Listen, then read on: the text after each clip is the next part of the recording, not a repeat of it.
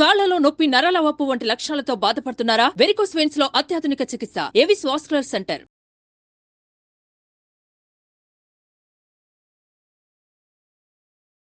నమస్తే రమగారు. నమస్తే జయ. రమగారు, పండుగలు, వ్రతాలు, పూజలు, గృహప్రవేశాలు నాకు తెలిసినంత వరకు ఇలాంటి సమయాల్లో కొంతమంది పూజారులను పిలిచి పూజ చేయించుకోలేకపోతే టేప్ రికార్డరో లేకపోతే ఆన్లైనో యూట్యూబ్లోనో పెట్టుకుని పూజ చేసుకుంటున్నారు. ఇది అసలు కరెక్టేనా? చేసుకోవచ్చా? భలే డౌట్స్ వస్తాయి కదా. టెక్నాలజీని ఎలాగైనా వాడేసుకుంటున్నాం మనం. అంతే అంతే. ఇప్పుడు పురోహితులు అందుబాటులో లేరు, మనము పూజ చేసుకోవాలి, పుస్తకాలు లేవు. పుస్తకం ఉన్నా మనమే చదువుకుని మనమే ఇలా ఇలా చేసుకోవడానికి సాధ్యపడదు, దంపతులు చెయ్యాలి. అలాంటప్పుడు ఎవరిదైనా సహాయం కావాలి. సోషల్ మీడియా మనకు సహాయపడుతోంది. అప్పుడు ఇదివరకు క్యాసెట్లు దొరికేవి. సత్యనారాయణ స్వామి వ్రతం, అవునవును, క్యాసెట్ పెట్టి సత్యనారాయణ వ్రతం సాంగంగా ఆయన చెప్తుంటాడు, మనం చేసుకుంటాం. ఇప్పుడు మనం ఏం చేయాలి? ఇప్పుడు మనం పూజ చేయించిన వాళ్ళకి తాంబూలం ఇవ్వాలి, దక్షిణ ఇవ్వాలి. ఎవరికి ఇస్తాం? ఒకటి. అప్పుడు ఏం చేసేవాళ్ళు? ఏం చేసి ఉండొచ్చు? నేను చేసిందే చెప్తా. ఈ దేవత మన మండపారాధన చేశాం కదా, మండపారాధన అంతా మూట కట్టి మా పక్కనున్న దేవాలయంలో ఓ తాంబూలంలో దక్షిణ తాంబూలం పెట్టి మండపారాధన తీసుకుని అయినా సత్యనారాయణ వ్రతం చేసుకున్నామని ఇచ్చేసేవాళ్ళం. ఓ చేశాను చేయ అట్లా. అర్చక స్వామిని పిలవడానికి, ఎవరినైనా పురోహితుని పిలవడానికి సమయము లేదు. ఒకటి, ఆ పూట తట్టింది, వాళ్ళు ఎవరు దొరకలేదు అందుబాటులో. ఇప్పట్లాగా ఇంత ఫోన్లు వెంట వెంటనే మనుషులు దొరకటాలు లేవు. బోళ్ళంత కష్టపడేవాళ్ళం. వాళ్ళకి ఫోన్ ఉండదు, వాళ్ళ పక్కింట్లో ఉంటుంది, అలా ఉండేది. ఇప్పుడు కదా మనకు ఎంతసేపు టిక్లు వచ్చినాయి, స్మార్ట్ ఫోన్ అందరి దగ్గర. అప్పుడు లేనప్పుడు అది మార్గం. అది ల్యాండ్లైన్లు, అవి ల్యాండ్లైన్, పక్కింట్లో ల్యాండ్లైను, ఎదురుకుండా షాప్లో ల్యాండ్లైను. ఈ గోళలు చాలా ఎక్కువే ఉండేవి. ఇది చేసేదేం లేదు, అప్పుడు చేసేవాళ్ళు. ఇప్పుడు మనకి వచ్చేసింది అవకాశం, శుభ్రంగా ఆన్లైన్ పూజా విధానం అంతా దొరుకుతుంది. అయితే ఇప్పుడు మనం ఏం చేయొచ్చు? నా బోటి అక్కయ్య చేసుకున్న పూజా విధానం పెట్టుకుని నువ్వు చేయకూడదు. పురోహితులే ఎవరైనా పండితుడు చెప్పిన వీడియోని పెట్టుకుని చేసుకోవచ్చు. ఓహో, వద్దని నేను చెప్పట్లేదు చెయ్య, ఇలాంటివి పనికిరావు, దీనివల్ల ఫలితం రాదు అని పొరపాటును కూడా అనకూడదు. ఇప్పుడు నేను అనుకో, నేను ఒక కథ చదివాను, నీకు విఘ్నేశ్వర వ్రత కథ, అది నువ్వైనా చదువుకుంటావు. నువ్వు చదువుకోకుండా నేను చదివి చెప్పాను అంతే. నేను మంత్రం చెప్పలేదుగా నీకు. అంటే మీరు అనేది పూజా విధానం మాత్రం వేదం చదివిన పండితుల ద్వారానే నేర్చుకోవాలి, వినాలి, చేసుకోవాలి. అప్పుడు ఏమవుతుంది? చక్కగా షోడశోపచారాలు అవుతాయి. మంత్రం నాలాగానే మనలాగానే తప్పులు తడకలు చదివే ఇంకో అక్కయ్య పేరుతోటి ఎందుకు చేసుకోవాలి? మనం ఆన్లైనే చూసేటప్పుడు ఆవిడ వాళ్ళ ఇంట్లో చేసుకుంది ఆవిడ విధానం, ఆవిడకి వచ్చినట్టు. ఆవిడ కొన్ని అక్షరాలు మింగేస్తుంది, కొన్ని వదిలేస్తుంది. అలా కాకుండా వేద పండితులు ఎవరైనా పెట్టిన వీడియో ఉంటే, మా వావిలాల్ సుబ్రహ్మణ్యం గారిది ఒక వీడియో ఉంది. నిజంగానే బిఫోర్ లాస్ట్ ఇయర్ నేను నా ఫేస్బుక్ గ్రూప్లో కూడా పోస్ట్ చేశాను జయ. నేను చేసిన పని సత్యనారాయణ వరలక్ష్మి వ్రతం, వినాయక చవితి వీడియోలు ఉన్నాయి. అని చక్కగా అమ్మ ఇది పెట్టండి, వాళ్ళ టైం కూడా ఇస్తారు మనకి. ఇప్పుడు పురోహితుడు మన పక్కన కూర్చున్నారనుకో, ఆగమార్థంతు దేవానాంగమనార్థంతు రక్షసాం కురు ఘంటారవం యత్ర దేవతాహ్వానలాంఛనం పంచుతుంది, గంట కొట్టండి అని చెప్తారు. అప్పుడు మనం గంట కొడతాం. బాగుందిగా. దీని తర్వాత కలసం పెట్టండి, కలసం గంధ పుష్పాక్షతైరాభ్యర్చ్య మంత్రం చెప్తారు. అమ్మ గంధానికి కలసానికి గంధం రాసి బొట్టు పెట్టండి.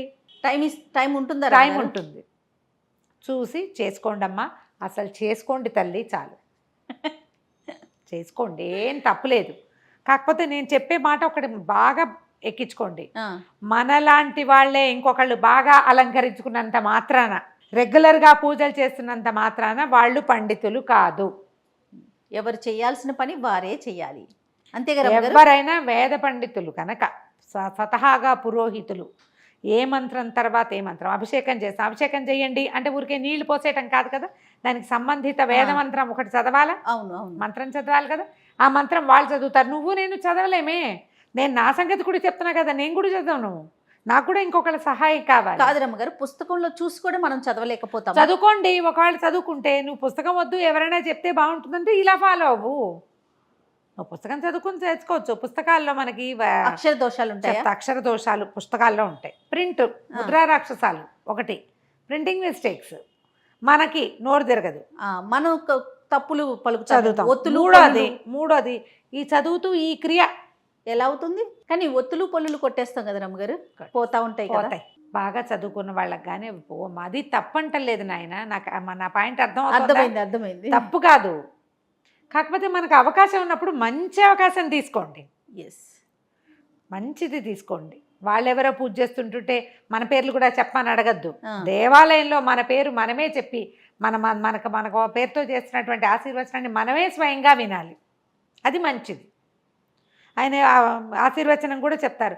అవి రికార్డులు ఎంత బాగుంటున్నాయో జయ. నేను ఎప్పుడూ వినలేదు రమ్మగారు, ఈసారి ట్రై చేస్తాను. చాలా బాగుంటాయి. బాగుంటుంది, చాలా బాగుంటుంది, ఒక్క అక్షరం తప్పుండదు.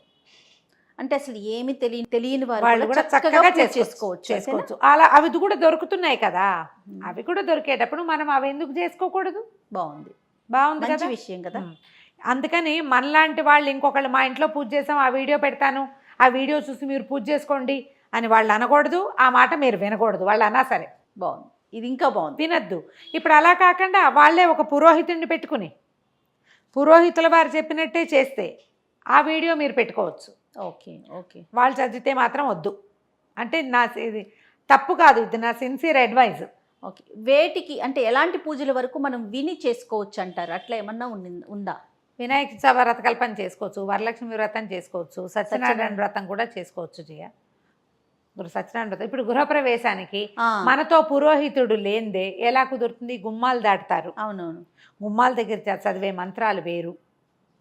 హోమం చేస్తాము, హోమాలకు ఎట్లా కుదురుతుంది? పురోహితుడు ఉండాలి కదా, అక్కడ ఉండాలి, ఖచ్చితంగా ఉండాలి. కాబట్టి వాటికి పెట్టుకోవద్దు. మనం ఇంట్లో చిన్న పూజ చేసుకోవటం, సత్యనారాయణ వ్రతం చేసుకోవచ్చు అమ్మా క్యాసెట్ పెట్టుకుని, అంత తప్పేం కాదు. కాకపోతే మీరు ఏం చేస్తారు? ఇది ఉంది కదా, మండపారాధన చేస్తామా? ఈ మండపారాధన దక్షిణ తాంబూలంతో పక్కన ఉన్న దేవాలయంలో ఒక అర్చక స్వామికి ఇచ్చేసి దండం పెట్టుకోండి. ఇవన్నీ కూడా అవకాశాలు లేనప్పుడు అంతేగా. అంతే, మనకి సూక్ష్మాల్లో మోక్షం. అది శాంతం మానేయకుండా సంవత్సరానికి ఒకసారి మేము పౌర్ణమి, ఒక్కొక్క పౌర్ణమికి కూడా చేసాం జయ. అట్లా అవునా? ప్రతి పౌర్ణమికి సత్యనారాయణ వ్రతం చేసాం. ఓకే. అలా ఏం పిలుచుకుంటానులే, ఇప్పుడు మనుషులు దొరికే కాలం కాదు, చాలా రోజుల క్రితం సంగతి చెప్తున్నాను నేను. అప్పుడు ఇలా పెట్టుకున్నాం. ఓకే. ఇలా పెట్టుకుని మేము అర్చకుడికి ఇచ్చేసేవాళ్ళం.